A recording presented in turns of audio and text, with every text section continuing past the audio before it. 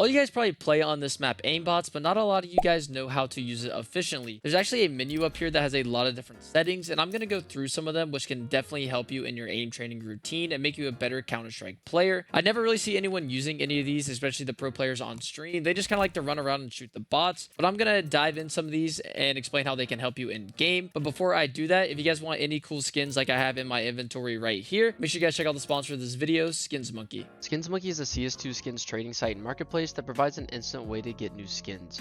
My favorite thing about Skins Monkey is that I can trade skins that I no longer want and trade it for a skin that is equal value. If you use code LouisCS2, you get a $5 bonus on your first trade. If you want to buy skins, you can get a 30% deposit bonus plus an extra 5% using my code. The link is down in the description. So the first thing that I want to show you guys is that when you spawn into Aim Botz, there's obviously bots all around you in 360. And I'm more someone who likes to train with a realistic mindset. And I'm not going to be shooting a bot and then flick all the way almost behind me to kill someone. So what I like to do when I load into the map is I like to turn these off right here, these little headers, and then I like to disable everything around me, and then I like to click whatever bots are in front of me. I like to click on the 4, and I like to put the bots in front of me like this because I feel like this is more realistic for me and warming up my wrist and even some arm movements. Like if I want to shoot this guy and flick to this guy, that's obviously an arm movement for me, and I know a lot of people play on lower sense, so it probably is for you as well. But this is just one thing I like to do when I warm up, and I don't see a lot of people doing this. And again, like I said, it's just really realistic for me for shooting bots that are in front of me instead of having to try to 180. Now I know sometimes you do have to 180 in game, but this is just what I recommend if you are starting out in Aim Botz, or maybe your warm-up isn't working for you. You should definitely be doing this. So the next thing I want to show you guys is something really cool that I don't think you guys know is actually in the map, and there's actually workshop maps for this, but you can actually do it in Aim Botz, and it's where the bots will run around you in a circle, and it's very good to practice your tracking. So in order to turn this on, you want to make sure that all these borders are off. So you want to make sure that these are green. And then you want to click on the ring of death. And then for the bots movement, you want to turn on the very first one for hunt mode. And then they're just going to be running around you, trying to come into the middle of the arena. And you just want to try to kill all of them before they get into the middle. Now, obviously, if you have a lot of bots, it's going to be a lot harder. But this is just something good to practice your tracking and really warm up bots moving around. And I don't see a lot of people using this feature, so this is something that I also recommend. Now, if you're someone that is struggling with crosshair placement and just keeping at a head level, there's actually an option up here called headshot boxes. And this is very good because it's going to spawn the bots behind this box.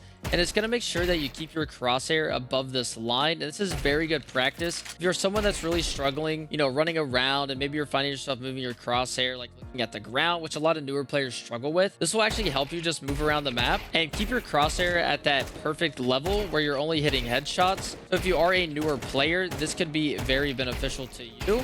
This is something that I obviously recommend, especially for some newer players, just because, again, a lot of the newer players love to run around and just look at the ground, or maybe their crosshair isn't ever at head level. And especially when they're clearing corners, I see a lot of newer players like clear corners where they're just looking at the ground. And that's obviously not what you want, because you want to increase your time to kill in Counter-Strike. And this is one of the best ways you can do it, because you're just really practicing and getting that muscle memory down of keeping your crosshair at this Y-axis. So this is very, very important to do. So this is definitely another thing that I highly recommend that you guys really practice and train, especially if you're new to Counter-Strike.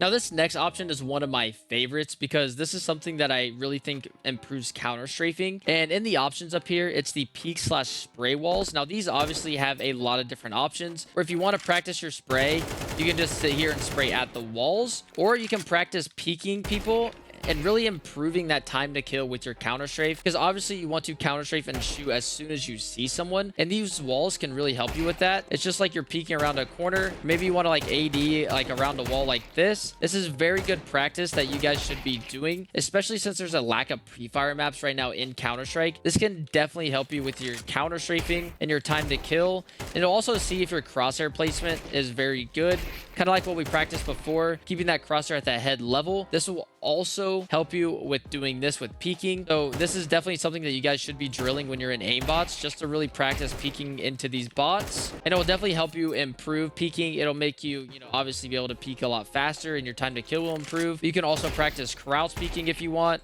coming behind the wall and just crouch peeking. Or maybe you just want to, obviously just practice your wide swings, where I'm here on the wall, I'm swinging. and then boom, I'm killing a bot. This is very important to practice, unless, you know, you're subscribed to a service like Refrag where you do have access to pre-fire maps. But if you aren't subscribed to that, maybe you're a little bit low on money, or like Pokimane said, if you're a broke boy, just say so. You guys should definitely be drilling this as well. Now, one thing you can do in Aim Botz is make the ground uneven with this little button there. And this will make it more of a realistic setting for Counter-Strike because, as you guys know, a lot of the ground is uneven. So instead of just flicking around, you know, just keeping your crosshair at the same level, this will help you guys adjust to different elevations. And a lot of maps do have different elevations. So this could be something good for you guys if you notice that you do lack switching your crosshair maybe like diagonally down or diagonally up, because some maps do have that, you know, rugged terrain where you're not just moving around your crosshair left to right. So if you can identify your weakness, this is definitely a way you should be training in Aim Botz, because it's going to help you with creating more muscle memory with your wrist. You'll be able to flick to targets a lot easier. This could even help you with adjusting to someone crouch peeking you, because you're adjusting a lot lower. So if someone is crouch peeking, obviously you're not going to be aiming for the head. You want to adjust and lower your crosshair for that time to kill reaction. So if this is something that you guys notice you might be struggling with, I would really recommend using the uneven ground. Now, one thing I didn't talk about in this video is the bot's movement. Now, you can, you know, toggle like the bots crouching if you want, or maybe if you want them, you know, running around kind of like this. This is something that you guys can abuse if you want to and really train that. This does help you with, you know, adjusting your crosshair. As you can see, I'm, you know, struggling with it as well. But this is, you know, something that I don't really think will help you unless you notice that you are struggling with it. It could help you on like pistol round if you guys want to pull out the USP. You know, like we can bring this back, find the USP, because on pistol round, a lot of people are ADing. This is obviously something that you guys can use, but I don't really recommend this if you're trying to grind, you know, just trying to create that muscle memory, because there's really no muscle memory at all in this. So everything that I showed before in the video will definitely help you with muscle memory, with like counter strafing, peeking, you have your tracking, and then obviously when the bots are in front of you,